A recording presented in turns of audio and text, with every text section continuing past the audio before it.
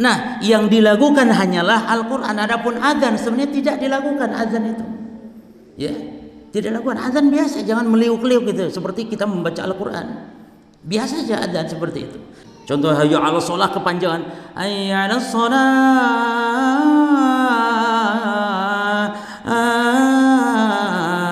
Allahu akbar. Malah kesananya keliru karena saking panjangnya.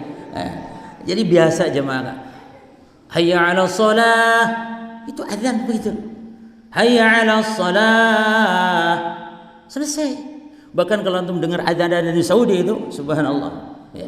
Bukan yang di Masjidil Haram. Kalau Masjidil Haram masih lumayan enak. Yang masjid-masjid biasa di Saudi itu azan subhanallah.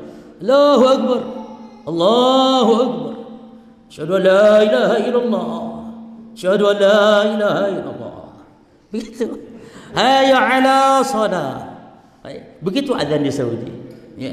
Tapi ojo ngono-ngono nemen gitu jemaah karena juga enggak enak. Artinya ya jangan diliuk-liukan dilakukan seperti membaca Al-Qur'an.